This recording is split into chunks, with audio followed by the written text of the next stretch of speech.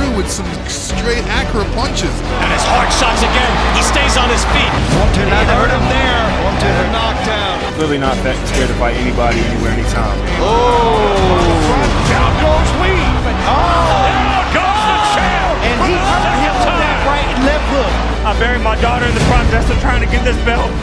I promised her that I'd become a world champion and that I'd bring her this title. And that's exactly what I'm going to go back to Tennessee and do. Nashville, stand up!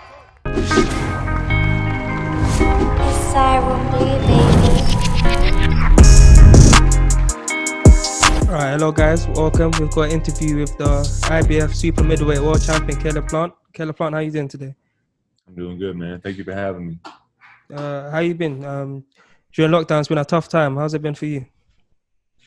I think it's been difficult for everybody in some type of capacity, just not being able to get out like you want or, whatever it may be. But as far as training goes, I was able to train. We were able to set up a private, place to train, real small. That was just me and my coach. So that definitely helped a lot. And I was able to stay busy, running and, doing a lot of things I needed to be doing. So what was your biggest motivation at that time to keep training and stay ready?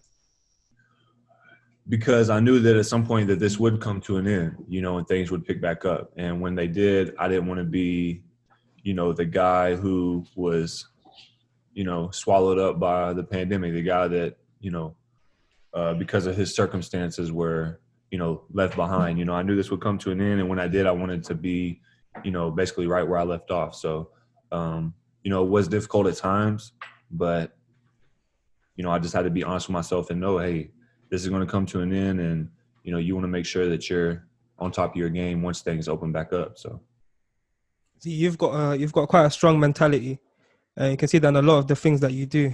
And we know what that mentality was forged from your upbringing and where you're from. Where was it you grew up? I grew up in a place called Ashland City, Tennessee. It's about 20 minutes right outside of downtown Nashville. So real rural area, trailers and woods and stuff like that. I read somewhere that the population of where you grew up is less than the venues that you fight at. So literally everyone from where you grew up could fit in your venue. Is that true? Yeah, it's like 3,000 something. Yeah. So well, how would you describe your hometown? Slow moving, not a whole lot to do. A lot of poverty.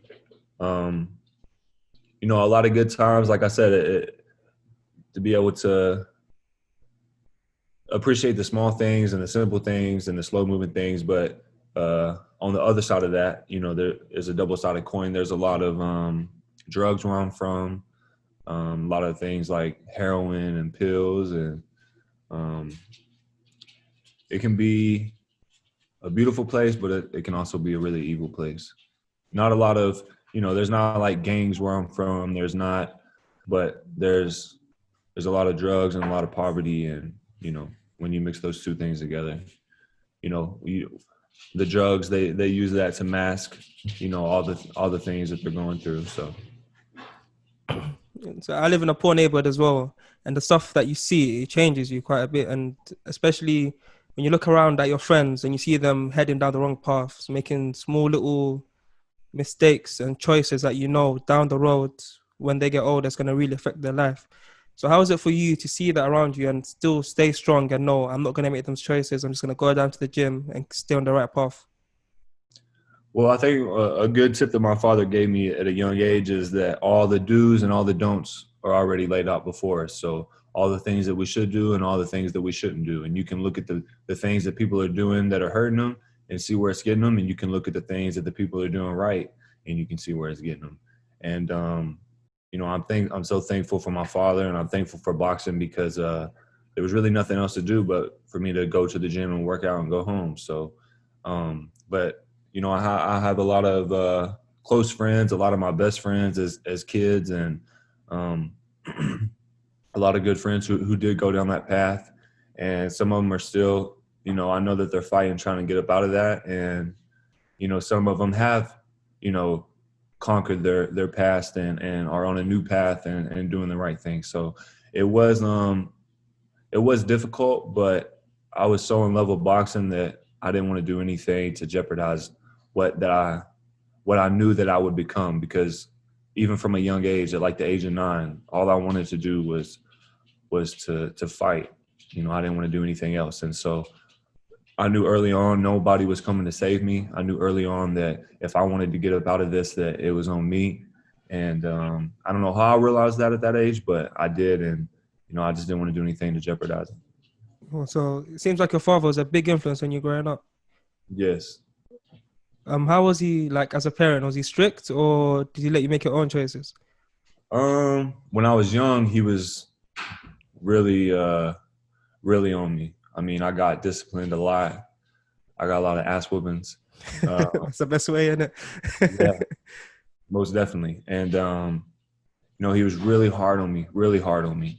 And maybe at times too hard on me, but I'm really thankful for that. I'm really thankful for, you know, he showed me discipline. He taught me to be mindful. You know, that's a lot of things that I feel like at least my generation aren't. They're not mindful of what they're doing. They're not mindful of what they're saying. They're not mindful of their actions. And, you know, that was instilled in me at a really young age, and I've just been able to develop that over the years. And my father, he's always been there for me, you know, he had to work a lot when I was younger. But then I got to the age of 9, and he wanted to stop doing some of the things that he was doing and open up a gym and get back in shape, because he used to fight back when he was younger.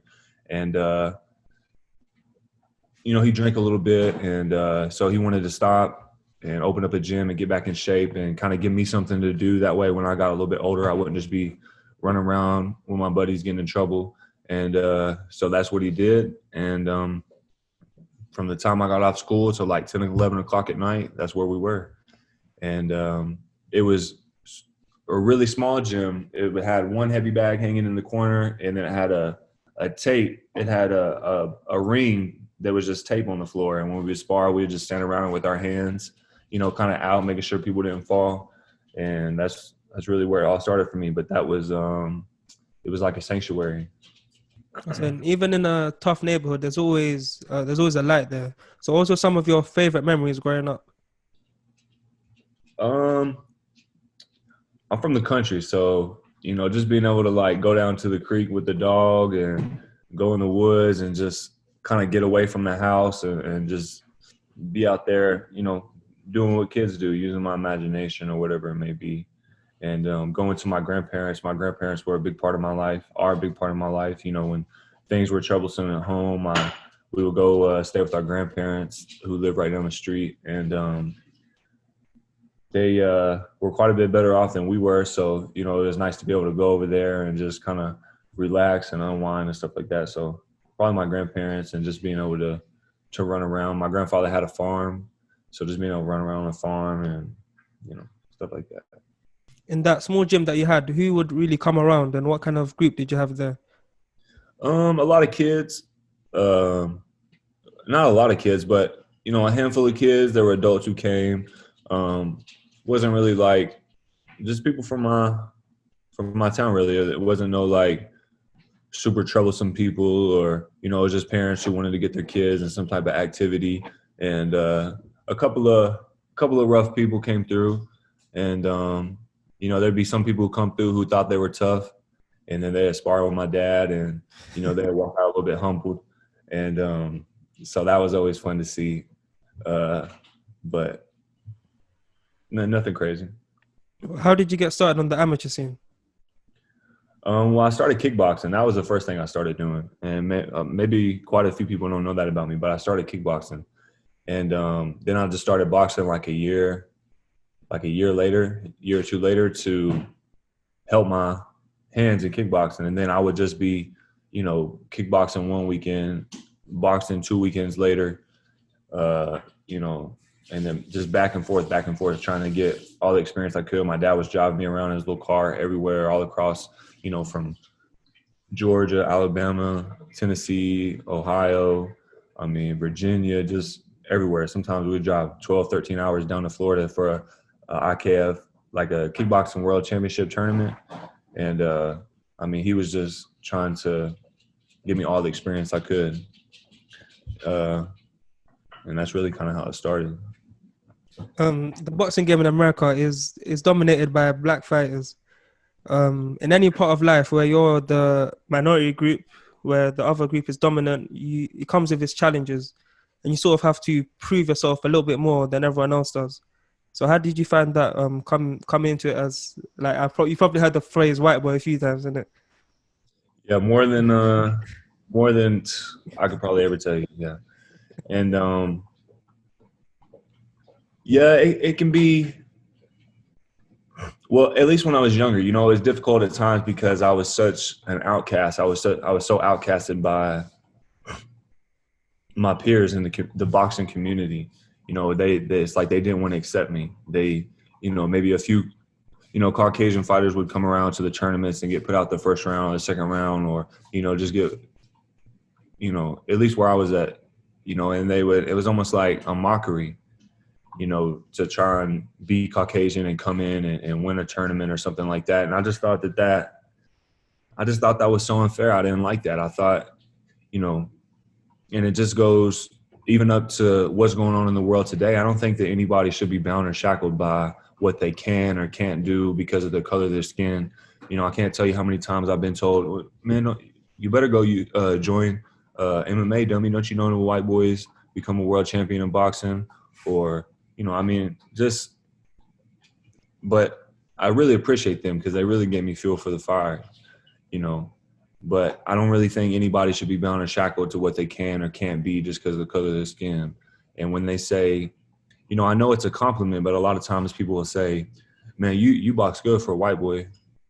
Well, what if I said, well, man, you got a good credit score. Of like, yeah. You pronunciate well for, you know, it's not in reality, that's not a compliment because you can have a great credit score no matter what your color is. You know, you can, man, you're a CEO, you know, that would be so unfair of me to say and so wrong because that's not true. People can become whatever they want. It's not about the color of the skin. It's about what's in their heart. It's about what's in their head.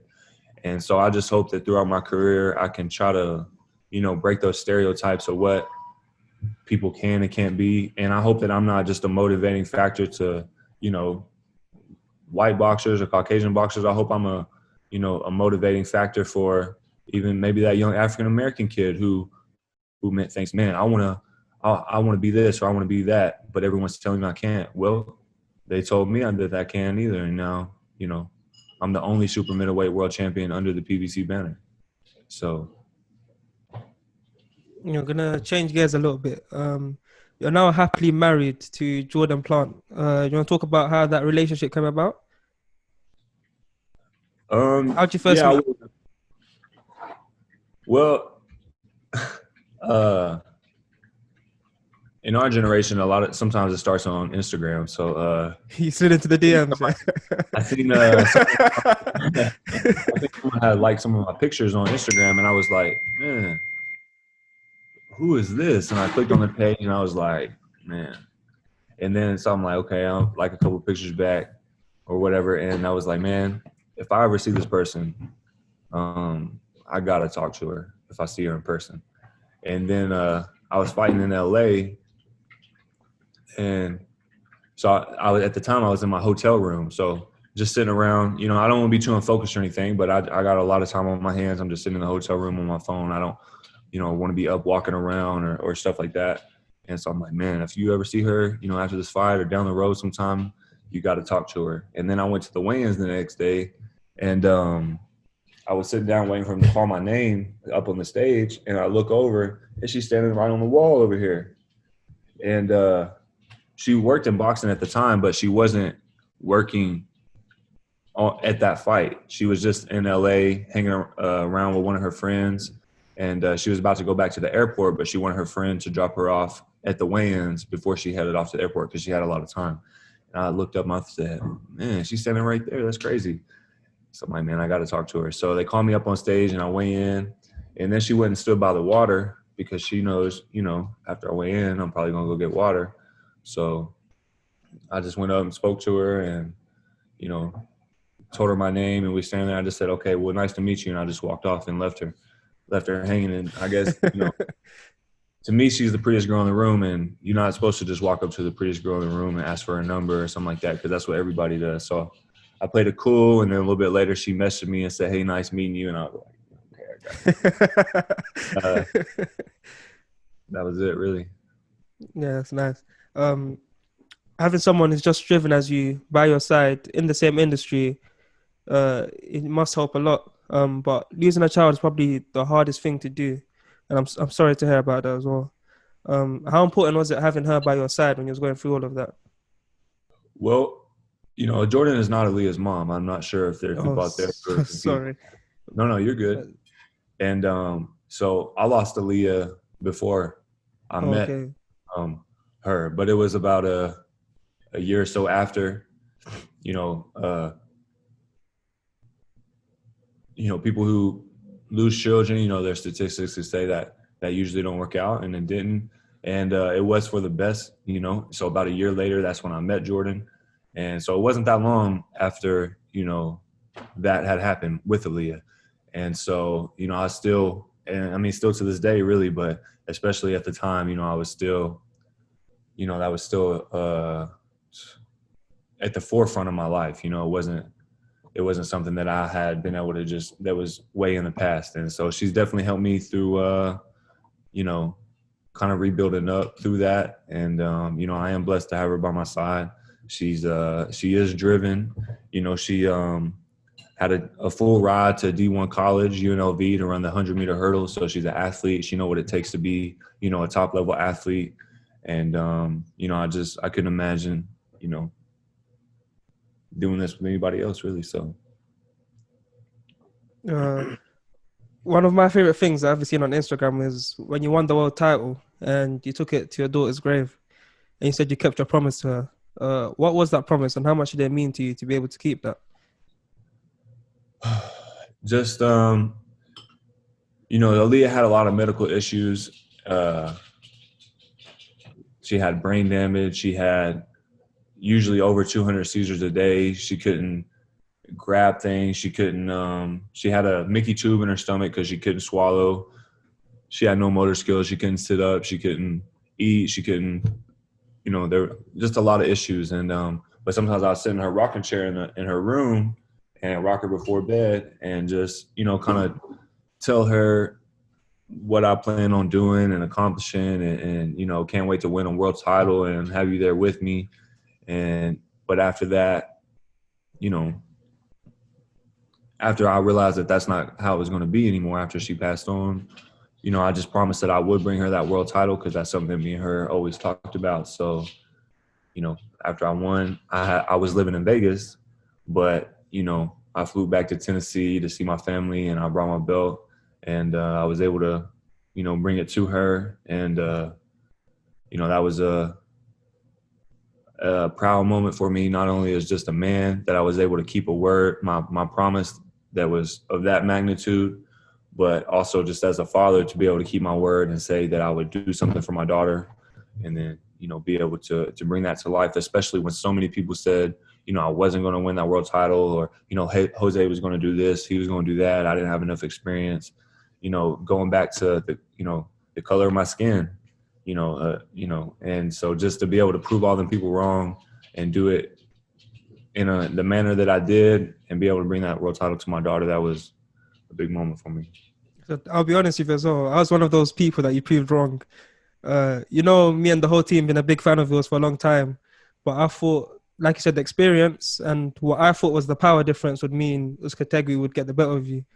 But of course, you proved us wrong. And later on, you said in previous fights, you've had hand issues that stopped you from putting guys out, but you actually had the power there.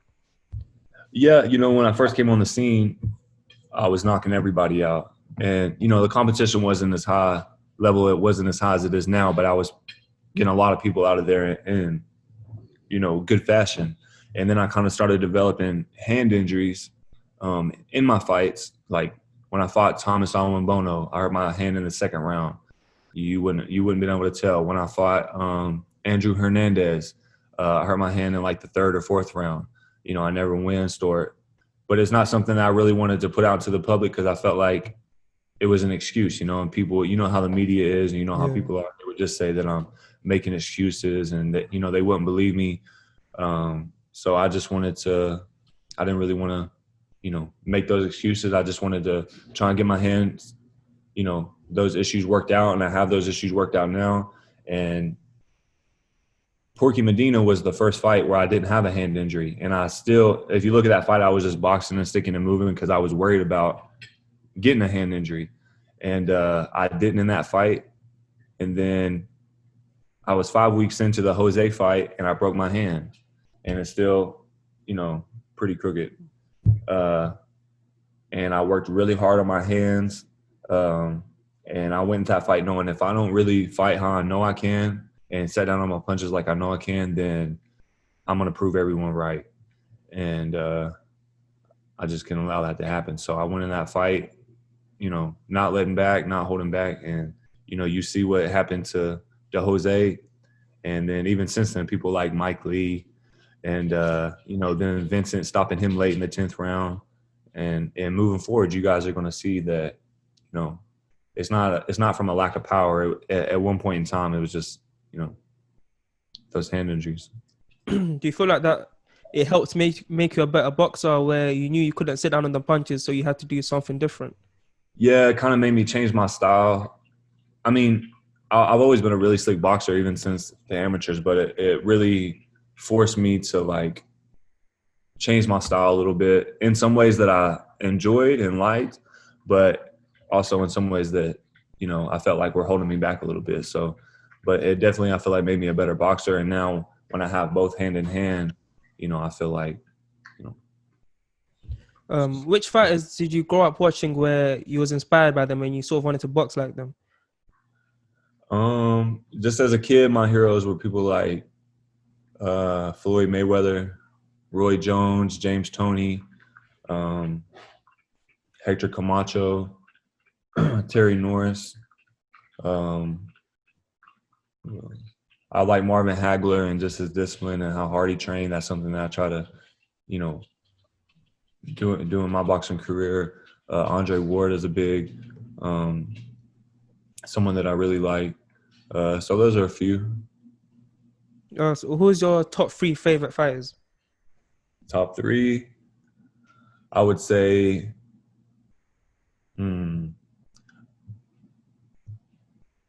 just overall, what I feel like I could take to them and instill in my game, whether it's from discipline or ring IQ or just how they, you know, favorite ones to watch. Floyd, Andre Ward, and James Toney, probably. Yeah, that's the same as mine. Right. Who's your top 5 pound for pound right now? Right now? Yeah.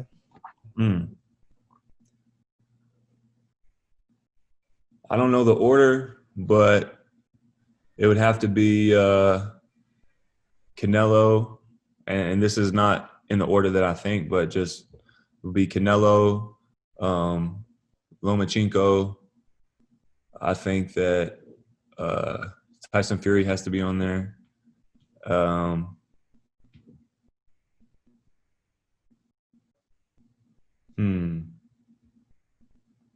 You're not gonna put yourself in there. I don't know after that. Get a little shaky. Starts to get a little shaky after that. I don't really know. You caught me off guard with that one. That's all right. You're not gonna put yourself in there. I think that my skills and what I possess, the type of boxer I am, I think absolutely that I belong on that list. Do I think that I've accomplished in boxing what it takes to be on that list? At this point, I have to be honest and say no. But what do I think that I'm the type of fighter that should be on that list, that I possess the skills and the heart and the mind, everything that it takes to be a legendary boxer? I think that I possess all those things, hands down, without a doubt. But once I accomplish what it takes to be on that list, then I'll put myself there. I like that, because a lot of boxers these days, they want everything given to them, but you want to earn it and cement yourself properly. I don't want you to take my word for it. I want to show you. Yeah, I like that. So what do you think it would take for you to get on that list? Who would you like to fight to be able to say, you know what, now I'm pound for pound? I think just unification fights, for one. You know, I really have been wanting that fight with David Benavidez. I don't know why so many people think that I'm the person who doesn't want that fight. You know, I've even posted a video of his promoter, Samson, saying, no, we don't want that fight right now. We've been approached with that fight, but, you know, it's something that we want to wait on and we want to build up and blah, blah, blah, this and that. And, you know, I can post that and his team saying that, and people will still think it, you know, so there's really nothing I can do. But, you know, that's a fight that I really want, but he just can't seem to hold on to his belt, you know. Nothing more disappointing than a man who keeps beating himself, you know. So that's worse than somebody else beating you. You know, when someone else beats you, you can't always control that, but you can control if you beat yourself. And so I really want that fight. I know the fans want that fight. Boxing deserves that fight. And that's a fight that I want up under my belt. And but Callum Smith, I would love to fight Callum Smith. What do you think about that fight? You're over there. Well, you put me on the spot. I'm asking. I can say you and Ben, with your style, it's a tough matchup for anybody, because no one really wants to fight a slick boxer who, like you've seen, can punch and is good. Callum Smith, for a while, he was one of my favorite boxers, but we've seen him recently get, I don't want to say exposed, but we've seen the flaws in his game. So I think. You think you beat John Ryder? Nah. Nah, I don't think it did. But, you know, he's clearly has some things going for him to be able to put himself in the position that he has. And, you know, he had a good win over George Groves, even though George was basically on his way out and, you know, probably way over the hill, but it was still a good win. But, yeah, that's a fight that I would love too. Who else is there? Billy Joe Saunders. Yeah. I would love that fight. That's another fight that I would love. You know, I don't know how easy it would be to make those fights with the networks and everything else. I think that they would have to continue to win and become a superstar, as well as I would have to continue to win and be a superstar for those two networks to want to join forces. And, you know, it makes sense for everybody. But those are fights that I want. I want to fight Canelo. I think the media done a bad job of taking my words and putting one line as the headline to try and, you know, influence the people to make them think that I'm saying this when I said this. I think the media does that a lot, but I would love to fight Canelo. That's a fight that I've said in the past that I want, and it's a fight that I'm going to continue to say that I want. I would love that fight. I think that stylistically, I definitely have what it takes. Do you want to delve into that a bit more and explain why you said you wouldn't fight Canelo at that moment? Yeah, I think a lot of people misconstrued what I said and was thinking that they sent a contract and, you know, the amount of money wasn't good enough, or that I was trying to outprice myself and, you know, stuff like that. First off, they never sent a contract. They never sent me an amount of money, you know, for even, you know, a price for me to turn down. After my fight in February, after I fought Vincent, in the post-fight press conference, one of the media people said that I'm in the runnings to fight Canelo. And I think it was May 2nd. And, you know, February 15th, so we're halfway through February, to, you know, March, April, and then it's May 2nd. So not even any time to train in May 2nd, March, April. After I just done an 8-week camp, a 5 or 6 week pre-camp, and then even for that, training consistently 5 days a week for months. At that point, I'm going to rest my body. I've been training for 6 months for one fight. Just like if you look at my social media, you follow me on social media, yeah. You know, how long have I been working out? How consistently I've been working out? And then I'm going to go into a 5 or 6 week pre-camp, and then I'm going to go into an 8-week camp. After I fight again, whatever they say, I'm resting after that, because I don't take shortcuts in camp. I don't drink. I don't party. I mean, I'm abstinent for 8 weeks. I'm resting after that. I don't cheat on anything. I don't cheat on my diet. I don't, there's nothing that I cut corners on. I do everything to the T, everything, because I have to. That's the only reason I'm here. And another, sorry to cut you off, but another part people don't realize is the physical beatdown that you give your body in camp is one thing, but even the mental side to literally go in every day and tell us, I'm going to beat myself up again today, and then go back tomorrow and do exactly the same thing. Sometimes you just need a break from all of that. Yeah. And, you know, I think a lot of people also misunderstood. They think that I needed a break from this hard, grueling fight that I had. But I didn't have a hard, grueling fight, and I never said that I needed a rest because I had a hard, grueling fight. I know I didn't. What I had is a hard, grueling camp. That's why my fight was easy, because I had a hard, grueling camp. I'm taking a rest from training camp. I'm not taking off a week and then having to go right back into training camp for another, 10 weeks. That's not how boxing works. And they can say, Andy Ruiz did it. Well, for one, Andy Ruiz wasn't a world champion, so he hadn't solidified himself as a world-class fighter who demands the respect of a world-class fighter. He needed that opportunity. And, yeah, he went in there and was able to get the knockout, but how long did that last? Was it too good to be true? It wound up being too good to be true, because most of the time in boxing, those things don't work out. So I'm not going to have people who don't care about my well-being. What was that top-ranked fight where they had all the knockdowns? Oh, Baranchik versus Cepeda. Yeah. How many fans called on him the next day to check on him? It's probably not one. No one, because they don't care. They just want to see us get to yip yapping and get to arguing and stand around us and laugh and smile. And then somebody gets hurt, and then they cheer, and then they go home back to their regular life. So I'm not going to be. I've been doing this for a long time. I know the ins and outs of boxing. I've studied all the greats.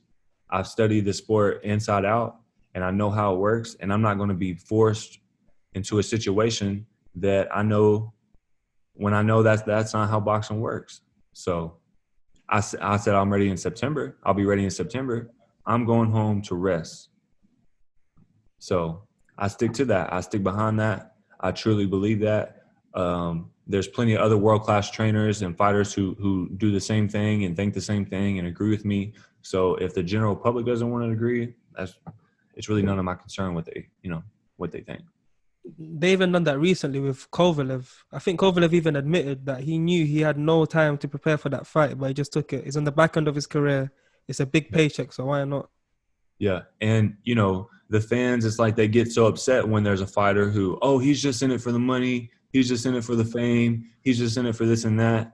But then you have a fighter like me who maybe it's not about the money. It's not about the fame. It's about legacy. It's about respect. And so I'm not going to jump on an opportunity just because of the money when I'm already making 7 figures to fight.